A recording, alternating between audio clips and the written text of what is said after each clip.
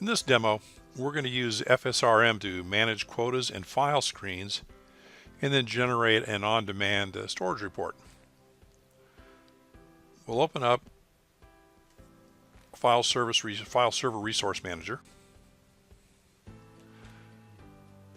Go to Quota Management, take a look at the quota templates. There's several that exist already. We're going to base our quota on the 100 meg hard template.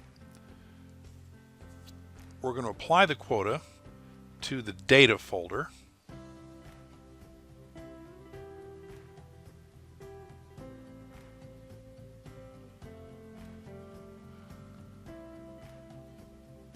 And once we go back to the tool there, we'll close this and we'll go to quotas, and then we'll see our new quota listed. It should be the only one there. Okay. To test our quota, let's go to PowerShell. We can change directories, and then we're going to run a file system utility to generate a file that will exceed the quota. We're doing this on purpose for the purpose of showing you this. It was unsuccessful creating the file because it exceeded our quota limit. All right, successful test. Let's move on down to file screen management. All right, file screen templates. There's several of those that are pre-existing, including one to block image files, JPEGs and bitmaps, things like that. So we're going to create a file screen from this template.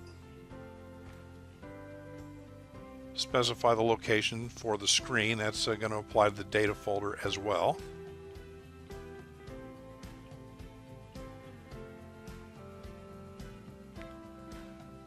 Okay, and this thing blocks image files. Create the screen, go back into the tool, and we're going to test it by going to our location. And actually what we're going to do is up in the parent folder of the data folder, we're going to create a bitmap file, something that the file screen would block. So we're going to create this bitmap image in the parent folder there, and as you can see, we were successful at doing that. Now I'm going to copy this image and attempt to place it into the data folder with every expectation that when I paste it in there, it will fail. Sure enough, successful test.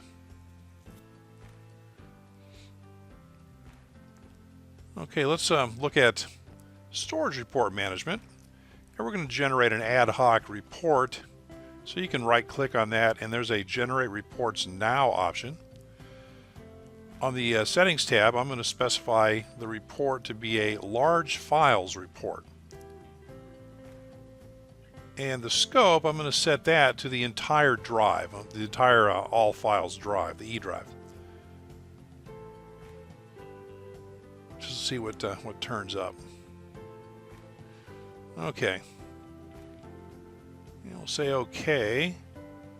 That will start the process. It's going to let you choose to run this in the background or wait for everything else that's going on to finish before it runs it, whatever's appropriate in your circumstances. So we're running the report, and sure enough, there it is, large files, and there's our date, time group. So we're going to double click on the HTML file and take a look at the report itself, and it's pretty extensive. It's got a lot of information in there. And down towards the bottom of the report, you'll actually see the file name and location of our large file. All right, another successful test. And this makes for a successful demo. See you next time.